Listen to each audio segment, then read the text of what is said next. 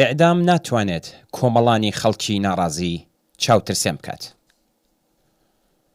ماشێنی کوشتاری ڕژیمی کۆماری ئیسلامی لە دەورەی حکوومەتی ڕەیسیدا خێراییەکی زۆرتری بەخۆیەوە بینیوە.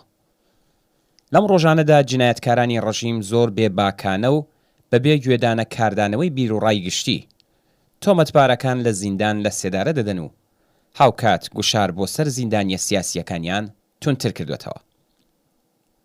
ڕژیم ڕۆژی سێشەممە 15 مانگی خرمانان 12 زیندانی لە زیندانە ناوەندیەکانی کەرەج و میناپ ئێعدام کردووە. هەروەها بە گوێرەی هەواڵەکان ئەگەری لە سێدارەدانی بەم زوانەی لانی کەم 18 زیندانی دیکە لە ئارادەیە. دوا بەدوای چوونەسەرەوەی ئاماری لە سێدارەدانی زیندانیەکان لەم ڕۆژانەی دوایدا کۆمەڵێک لە بنەماڵەی زیندانیانی مەحکوم بە ئێعدام ڕۆژی چوارشەممە 16 خەرمانان با بەدەستەوەگرتنی پلاکارت نا بۆ ئێعدام و ئێعدام مەکەن لە بەردەم دەفتەری هێزی دادوەری لە تاران کۆبوونەوە. ڕۆژێک بەر لەوەش لە بەردەم دادگای ئینقلابی کەرەج کۆبوونەوەیەکی ناڕزایەتی هاوشێوە بەڕێوە چووە. بەوتەی ڕێکخراوی مافی مرۆڤی ئێران نزیکەی 1000 کەس لە زیندانی کەرەج حکمی ئێعدامیان لەسرە. بەپێی ئەو هەواڵانەی کە لە ناو زیندانەکانەوە بەدەستەگەن بەڕێوەبەرانی ئەو زیندانانە بۆ ئەوەی کە ئەو تۆمەتبارانە بە بێدەنگی لە سێدارە بدەن ناچاریان دەکەن نامەی گواستنەوەی خۆیان بۆ شارەکانی تر واژۆ بکەن. ژمارەی ئێعدام کراوەکان لە ئێران لە سەرەتای ئەم ساڵەوە تا ئێستا لانی کەم گەیشتووەتە 330 کەس. ڕژیمی کۆماری ئیسلامی لە ماوەی 43 ساڵی ڕابردوودا لە پەنای سەرکوتکردن و زیندان و ئەشکەنجە و ڕشتنی خوێنی هەر دەنگێکی ناڕازی و ئازادی خوازانە سزای سێدارەی وەک تند و تیژیەکی ئاگایانە و ڕێکخراو بۆ لەناوبردنی دژبەرانی سیاسی، ناڕازیە کۆمەڵایەتیەکان و قوربانیانی دەستی ئەم نیزامە زاڵمە سەرمایەداریە بەکاری هێناوە. سزای سێدارە وەک جنایەتێکی ڕێکخراو هەر لە سەرەتای بەدەسەڵات گەیشتنی کۆماری ئیسلامیەوە هەتا ئێستا یەکێک لە ئامرازەکانی دەسەڵاتی ڕژیمی کۆماری ئیسلامی بووە بۆ چاوترسێنکردنی خەڵک. بەرپرسانی ڕژیمی کۆماری ئیسلامی بۆ بەلاڕێدابردن و دوورخستنەوەی بیر و ڕای گشتی لە گرنگیدان بە سەرچاوەی ئازار و بشێویە کۆمەڵایەتیەکان لە ڕێگای تریبونە تەبلیغاتیەکانی خۆیانەوە سزای سێدارە وەک ڕێگە چارە بۆ بەرەو ڕووبوونەوە لەگەڵ ئەم تێکچوونانە و کاردانەوەی لێبراوانە لە ئاس ئەم گرفتە کۆمەڵایەتیانە ناو لێ دەبن. دەڵێن ئەگەر لە سێدارەدان نەبێ سەرپێچکارە کۆمەڵایەتیەکان هان دەدرێن و ئاسایشی کۆمەلگا دەخەنە مەترسیەوە. بەڵام واقعیەت ئەوەیە کە ئەزموونی ئەو وڵاتانەی کە سزای سێدارەیان هەڵپەساردووە و بە پێی ئاکامی توێژینەوەی کارناسانی بوارە کۆمەڵایەتیەکان هیچ ئامار و بەڵگەیەکی سەلمێنەر نییە کە دەری بخات لە ڕێگای سێدارەوە دەکرێت بەر بە تاوان و سەرپێچکاری بگیرێت. بە پێچەوانەوە ئەم توێژینەوانە دەری دەخەن کە لەو کۆمەڵگایانەی کە کەلێنی نێوان هەژاری و سامان قوڵتر دەبێتەوە سیستمی ئابووری زۆرینەی خەڵک هەژارتر دەکات و لە هەمان کاتدا سامانێکی گەورە لە دەستی گروپێکی بچووکدا کەڵەکە دەکات هەژاری و بێبەشی کۆمەڵایەتی دەبێتە بەستێنێک بۆ پەرەسەندنی جرم و جنایەت. دەڕاستیدا ئەوە خودی نظامی سەرمایەداریە کە جۆر و ڕێژەی تاوانێک بەرهەم دەهێنێت و سەل لە نوێ بەرهەمی دێنێتەوە کە دەبێتە هۆی سزادان.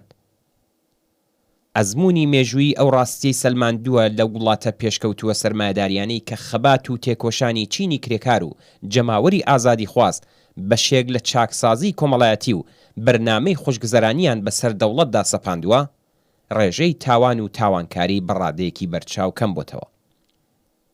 لەلایەکی دیکەوە ئەزموونەکانی تا ئێستا بەیانگەری ئەو ڕاستیان کە جێبەجێکەرانی سزای ئێعدام لەلایەن دەوڵەتەکانەوە کۆمەلگا لاوااستر دەکات و هەلومەرج و بەستێنی دەرونی گونجاوتر بۆ سەر لە نوێ بەرهەم هاتنەوە و پەرەسەندنی تند و تیژی و تاوان خۆش دەکات.